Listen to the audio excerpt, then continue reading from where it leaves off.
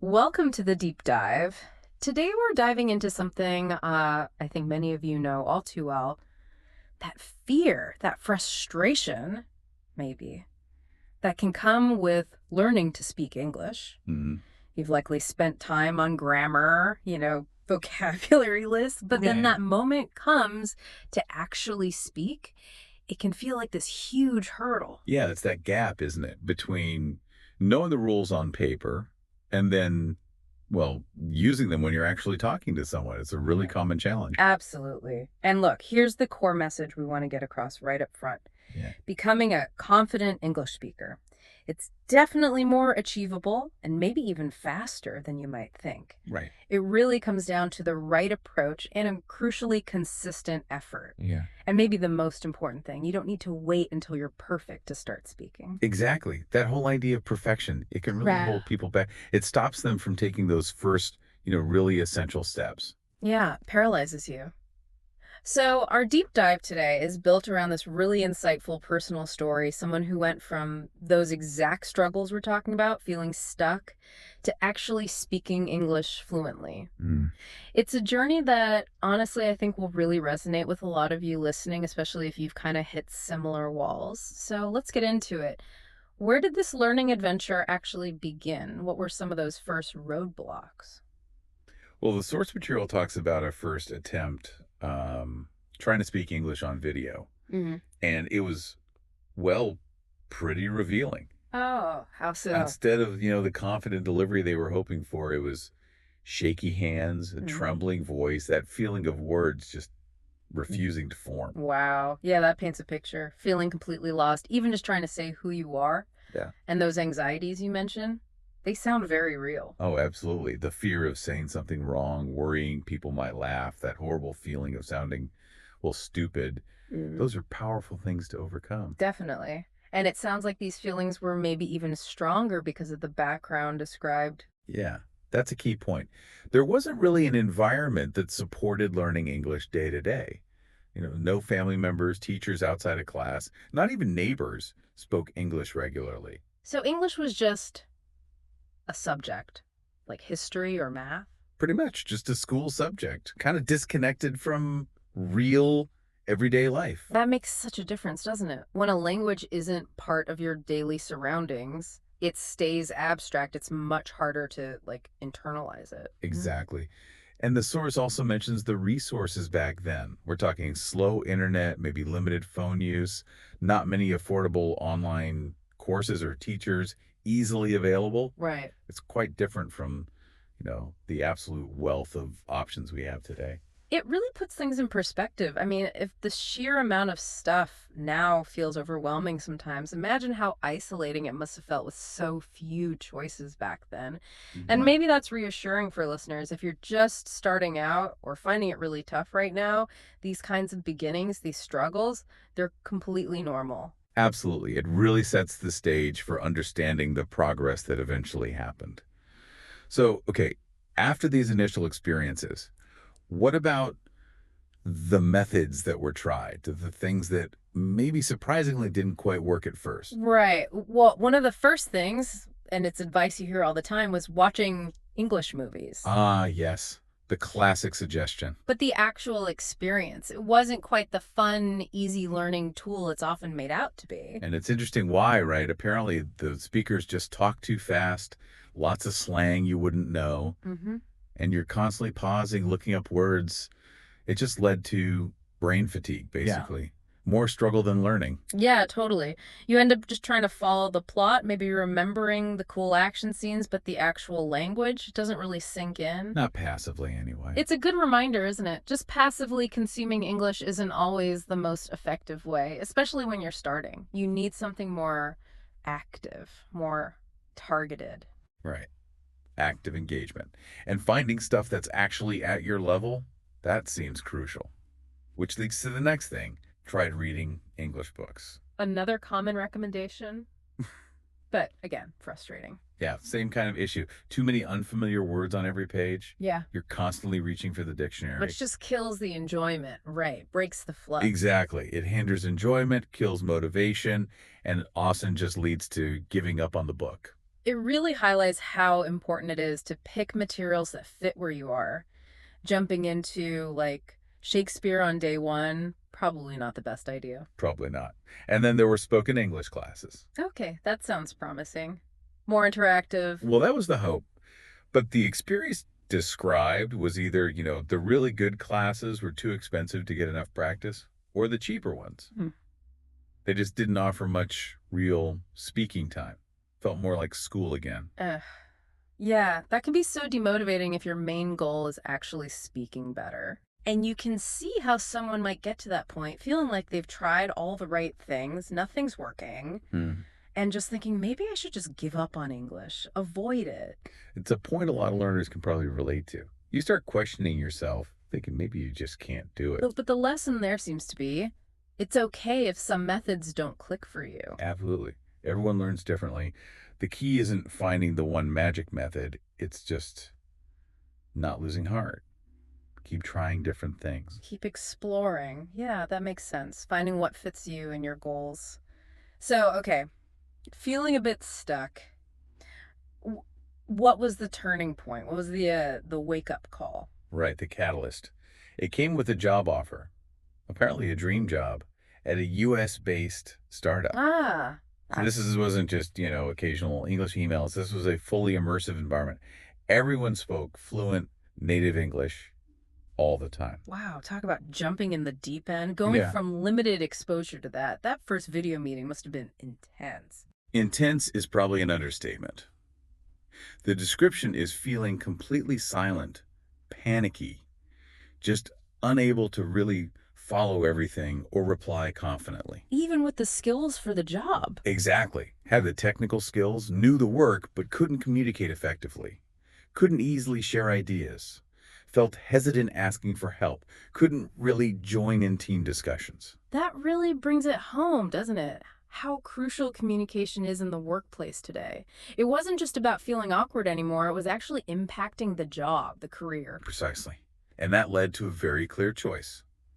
Either quit, go back to something comfortable, or face the fear head on and really commit to improving the English. And the decision was? To commit, to truly learn, use, and sort of live in English. And the motivation must have shifted then, right? It wasn't just for fun or exams anymore. Completely. It became about the career, about success, about the future. Learning became essential, not just optional. That kind of deep intrinsic motivation that can be incredibly powerful. It really can. It changes everything. It's not something you should do.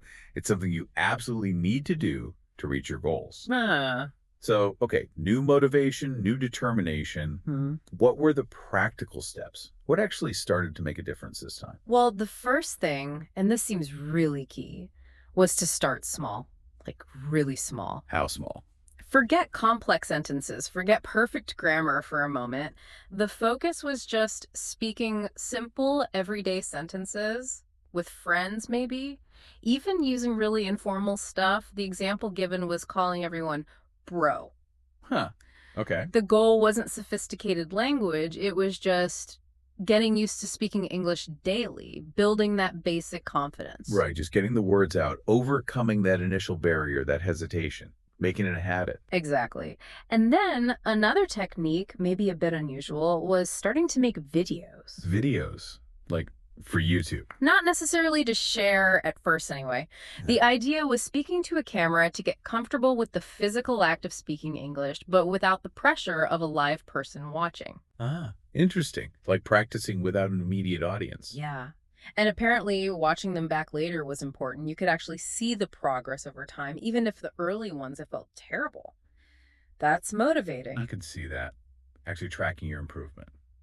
Mm. Okay, what else? Then there was a shift in how English content was consumed.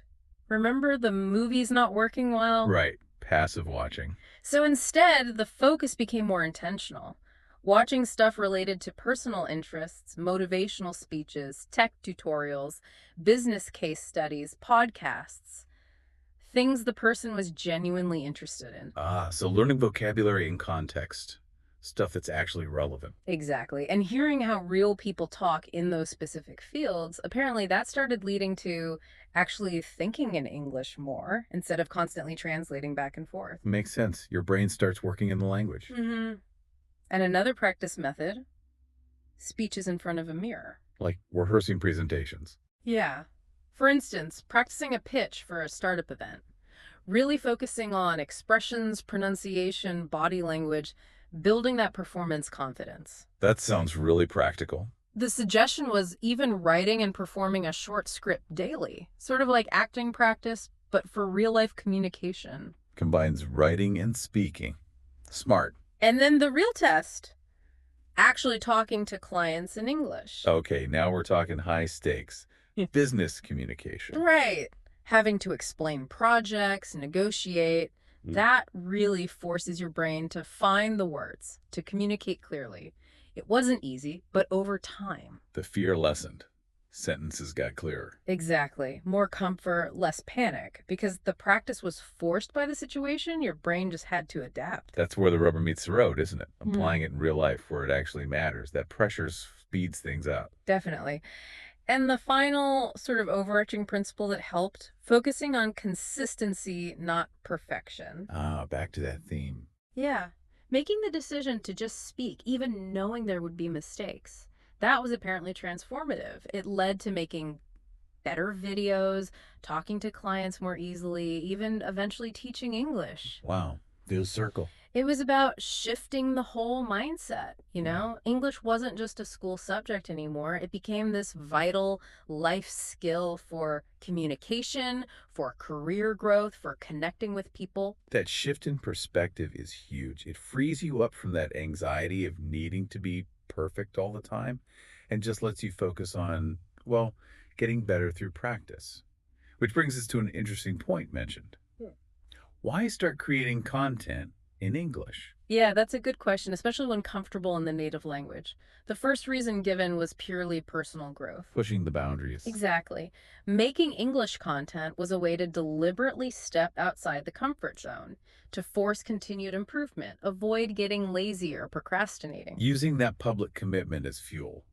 That makes sense. Knowing people are watching adds pressure, in a good way maybe. Right.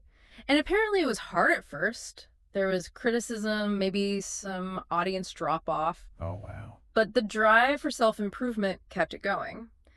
The second big reason, though, was about helping others. How so? By showing that someone who started literally from zero with no English background could actually get to a point of communicating with a global audience. The goal was inspiration. Like, if I can do it, you can too. Pretty much. Showing that English isn't just for, smart people or native speakers. It's for anyone willing to put in the effort. Making it feel more accessible. Yeah. Breaking down those mental barriers. Yeah, and it wasn't about saying the native language is less important, not at all, but recognizing English as this, key for global connection, for opportunities. A bridge to a wider world. The source encourages listeners to really imagine that, feeling speaking English confidently, the doors it could open. Totally. So looking back at this whole journey, what are the main lessons, the sort of core principles other learners can take away? Okay, let's distill those. The first one seems to be start small. Really small.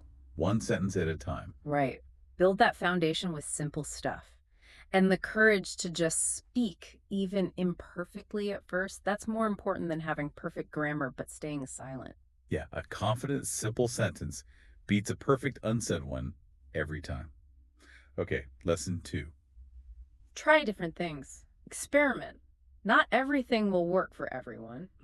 Books, videos, talking, podcasts. Find what clicks for you. And don't be afraid to ditch something if it's not working. Right. It's personal. Be self-aware about what helps you learn. Third lesson. Focus on communication, not just grammar rules. The communication first approach. Yeah, I mean, grammar's important, obviously, but the main goal is to connect, to be understood. Think about how kids learn they talk first, then refine the grammar. Mistakes are okay, they're part of it, as long as people get your meaning. Reframing mistakes as learning opportunities, not failures. Okay, number 4. Be consistent, even 5 minutes a day. Just 5 minutes. That's the idea. Small, regular effort. Speaking, reading, watching, writing, whatever it is, doing it consistently adds up massively over time. The power of habit. Makes sense. And the final one, Step out of your comfort zone. This is a big one. the feel the fear and do it anyway principle. Exactly. You might never feel totally ready, so you just have to act before you feel ready. Talk to native speakers, ask questions, even if you're nervous, post that video, join that group. That's where the real confidence gets built. Pushing past those limits, that's where the growth happens. It seems the source wraps up with a really personal message, too. Yeah, very encouraging. Basically saying to you, the listener, don't give up. No matter how slow it feels, no matter the mistakes, reiterating that belief.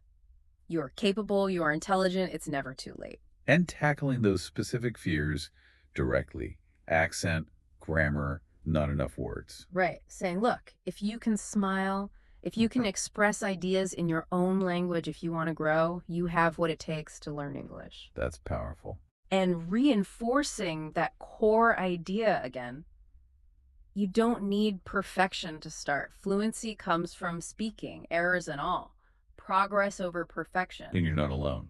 Exactly. That's a huge comfort. Millions of learners out there, and here's the story from someone who started scared and silent, plus an actual invitation. Yeah, an offer for support, practice, joining a free group, making it practical and community-focused. It frames English ultimately as this tool, right? A tool for freedom, for confidence, for a bigger world, better jobs, new friends, travel, sharing your own voice. Unlocking potential. Yeah. And the final push is just take that first step, whatever it is. Speak one sentence today. Join a group. Record yourself for 30 seconds. Read a paragraph aloud. Write one journal entry. Let's just start. Just start. And trust that your future self will be incredibly grateful you did. Wow. That's a really inspiring way to look at it. A very practical and human journey. Absolutely. Well, thank you for taking this deep dive with us today. And to everyone listening, seriously, we're proud of you for just tuning in, for taking this step in your learning journey. Remember, keep going. You're doing amazing. Definitely. We'll see you in the next video, next few minutes, next story. Until then, keep going. You're doing amazing.